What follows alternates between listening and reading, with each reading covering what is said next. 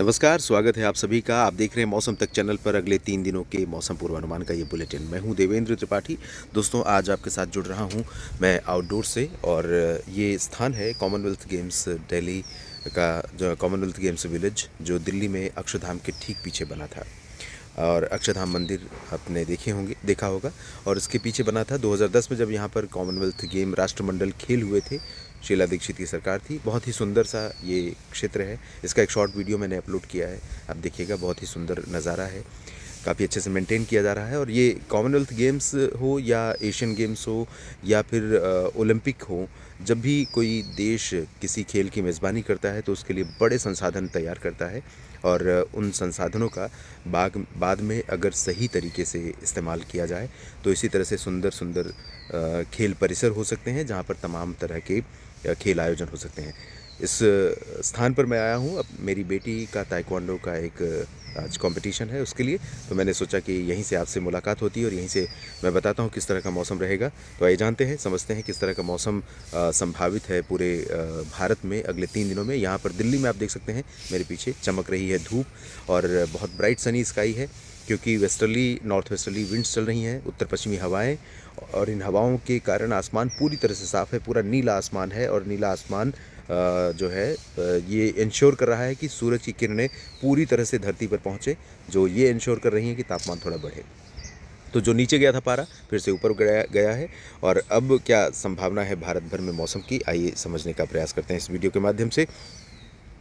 अगर हम इस विंड पैटर्न को देखें तो उत्तर में आप देख सकते हैं, उत्तर में पंजाब, और पंजाब ही नहीं बल्कि हिमाचल और जम्मू कश्मीर के निचले इलाकों से लेकर पंजाब समेत हरियाणा और चंडीगढ़, दिल्ली और साथ में राजस्थान के अधिकांश भाग का मतलब सवाई माधोपुर और उदयपुर तक, ये वाला जो हिस्सा है, इन भागों तक उत्तर की हवाएं आ रही हैं। और जहाँ भी उत्तर की हवा है दोस्तों, ये वाला जो पोर्शन है, यहाँ पर इसी तरह से चमकता हुआ आसमान, चमकती हुई धूप और खिला हुआ मौसम, थोड़ा सा गर्म मौसम धूप के बढ़ते प्रभाव से, बढ़ते हुए टेम्परेचर के कारण। बाकी जगहों पर जैसे जैसे हम उत्तर प्रदेश में आगे बढ़ेंगे, उत्तराखंड में बढ़ेंगे, इन सभी जगहों पर थोड़ा सा धुंधलापन रहेगा। उत्तर प्रदेश और पूर्वी मध्य प्रदेश, उत्तर प्रदेश के अधिकांश भागों में, ख़ासतौर पर एटा, इटावा, मैनपुरी, फर्रुखाबाद, कासगंज और आसपास के रीजन में, और साथ में पूरा बिहार, झारखंड, पश्चिम बंगाल, ओडिशा और छत्तीसगढ़ के उत्तरी क्षेत्रों, पूर्वी मध्य प्रदेश में, पूर्वी मध्य प्रदेश मतलब सागर, सतना, पन्ना, रीवा, सीधी, सिंगरौली से लेकर के ये जो बैतूल तक का रीजन है, नरसिंहपुर और छिंदवाड़ा तक, यहाँ तक तमाम इलाकों में, या फिर कह सकते हैं खंडवा और खरगोन में भी, बुरहानपुर, अलीराजपुर में भी यहाँ पर धुंधला मौसम रहेगा।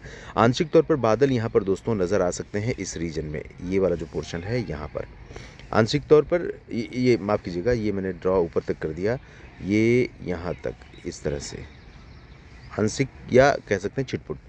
और ये छिटपुट बादल ऐसे होंगे जिनसे कोई संभावना नहीं है बरसात की, बारिश या धूल भरी आंधी या बादलों की गर्जना या किसी भी तरह से मौसमी डिस्टर्बेंस की संभावना या आशंका फिलहाल नहीं है।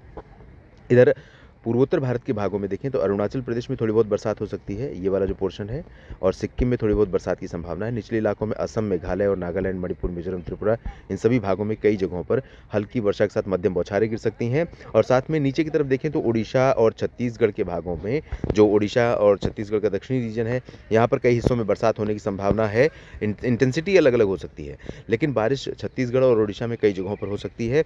और साथ में महाराष्ट्र के विदर्भ पर भी बादल नजर आएंगे। विदर्भ में नागपुर, चंद्रपुर, गढ़चिरौली, भंडारा, गोंदिया और आसपास के भागों पर थोड़े बहुत बादल नजर आने वाले हैं।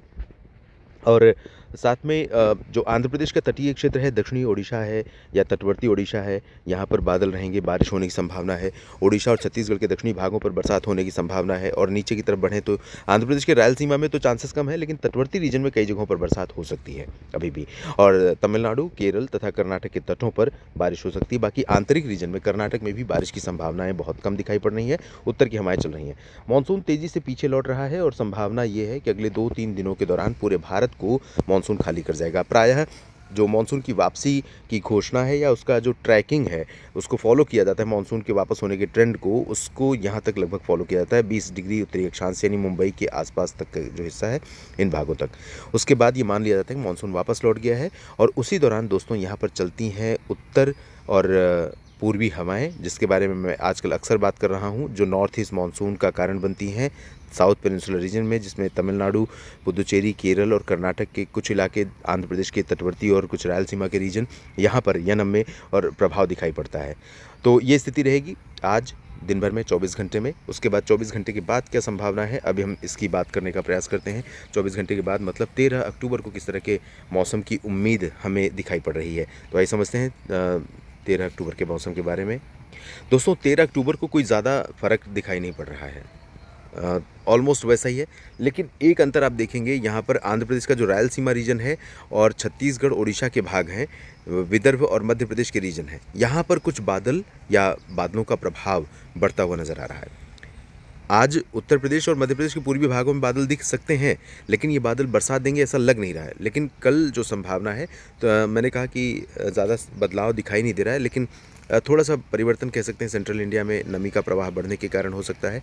ओडिशा के तटों, ओडिशा के दक्षिणी आंतरिक रीजन, छत्तीसगढ़ के कई आंतरिक जिलों में, बीजापुर, सुकमा, दंतेवाड़ा, नारायणपुर, कोंडागांव और आसपास के भागों से लेकर के आसपास के रीजन, और साथ में ये जो पूर्वी मध्य प्रदेश है, इसके कुछ हिस्सों में, महाराष्ट्र के विदर्भ के कुछ रीजन में, आंध्र प्रदेश के रायलसीमा और तेलंगाना में कुछ जगहों पर बादल बढ़ेंगे। कर्नाटक में भी बादल बढ़ेंगे और तमिलनाडु में भी बादल बढ़ सकते हैं, थोड़ी बहुत बरसात हो सकती है। और पूर्वोत्तर भारत के क्षेत्रों में देखें तो यहाँ पर अरुणाचल, असम, मेघालय, नागालैंड, मणिपुर, मिजोरम, त्रिपुरा, ये लाइट रेन की संभावना है, ज़्यादा नहीं चांसेस हैं। और माफ़ कीजिएगा, उत्तर भारत के भागों पर पंजाब, जम्मू कश्मीर, हिमाचल, उत्तराखंड, हरियाणा, दिल्ली, चंडीगढ़, उत्तर प्रदेश, राजस्थान और साथ में मध्य भारत में मध्य प्रदेश, महाराष्ट्र के अधिकांश भाग और गुजरात, इन सभी जगहों पर अधिकांश हिस्से ऐसे होंगे दोस्तों जहां पर ड्राई वेदर रहेगा और जैसे बना हुआ है। लेकिन हवा का रुख जो बदल रहा है वो राजस्थान के भागों में टेम्परेचर, जयपुर और अजमेर वगैरह में भी टेम्परेचर को बढ़ाने का कारण बनेगा। अभी तक यहाँ उत्तर की हवाएं आ रही थी, लेकिन अब आप देखिए यहाँ पर थोड़ी सी बंगाल की खाड़ी की हवाएं आ रही हैं। तो कुछ बादल आपको कल से थोड़े बहुत नज़र आने शुरू हो जाएंगे। इधर भी राजस्थान के दक्षिणी क्षेत्रों पर, पूर्वी गुजरात के भागों पर, महाराष्ट्र के आंतरिक रीजन पर भी जो बादल यूपी और एमपी के पूर्वी हिस्सों में आज नज़र आने हैं, ऐसा मैं कह रहा हूं, उनका प्रभाव थोड़ा सा इधर भी बढ़ जाएगा। तो ज़्यादा नहीं होगा, लेकिन थोड़े थोड़े बादल होंगे। बादलों का प्रभाव ये होगा दोस्तों कि थोड़ी सी उमस बढ़ जाएगी, या नमी वाली हवाओं का प्रभाव ये होगा कि उमस बढ़ जाएगी, गर्मी उमस वाली बढ़ जाएगी और चिपचिपापन रहेगा। बारिश की संभावनाएँ बहुत ज़्यादा नहीं दिखाई दे रही हैं। बैकग्राउंड में आप ट्रेन की सीटी सुन रहे हैं, ट्रेन गुजर रही है। और अब जानते हैं 14 अक्टूबर का मौसम। दोस्तों ये ग्रेजुअल शिफ्ट रेन बेल्ट का या एक्टिविटी का दिख रहा है।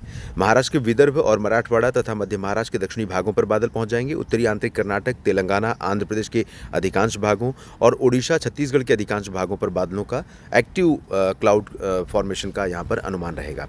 इसके बाद पूर्वोत्तर भारत में अरुणाचल प्रदेश और नागालैंड, मणिपुर, मिजोरम समेत सिक्किम समेत अधिकांश जगहों पर ड्राई वेदर के बीच में छिटपुट बादल बनेंगे। बिहार, झारखंड, पश्चिम बंगाल और उत्तर प्रदेश तथा मध्य प्रदेश के पश्चिमी क्षेत्रों, गुजरात, दक्षिणी राजस्थान, महाराष्ट्र के शेष भागों, यहाँ पर भी बादल कुछ नज़र आने वाले हैं। ये वाला जो पोर्शन आप देख रहे हैं जहाँ पर बारिश नहीं है, यहाँ पर भी हल्के बादल होंगे या उमस भरी हवाएं होंगी। ये कुछ संभावनाएं यहाँ पर रहेंगी, ज़्यादा चांसेस नहीं है, लेकिन कुछ न कुछ संभावनाएं यहाँ पर दिखाई पड़ेंगी। इसके बाद ऊपर की तरफ जम्मू कश्मीर, हिमाचल, उत्तराखंड और गिलगित बाल्तिस्तान, मुजफ्फराबाद, लद्दाख, दिल्ली, हरियाणा, पंजाब, चंडीगढ़, इन सभी जगहों पर दोस्तों ड्राई वेदर रहेगा, पूरी तरह से शुष्क मौसम रहेगा। बरसात की कोई उम्मीद फिलहाल तीसरे दिन भी नहीं है। और अब जब तक कोई WD, एक्टिव WD नहीं आएगा, तब तक कोई बरसात की संभावना या अपेक्षा करना भी ठीक नहीं है। इस वीडियो में फिलहाल इतना ही। बने रहिए मेरे साथ मौसम तक और न्यूज़ मीडिया मंच पर। इसी तरह से जानकारी आपके साथ शेयर करता रहूँगा। कमेंट्स में आप लिखते रहिए अपनी राय, अपनी बात, ताकि आप किस तरह की अपेक्षाएं मुझसे करते हैं मौसम पूर्वानुमान को लेकर के, वो पता चले, फसलों की स्थिति के बारे में पता चले और वर्तमान मौसम का फसलों पर असर क्या पड़ रहा है उसके बारे में जानकारी मिले। धन्यवाद।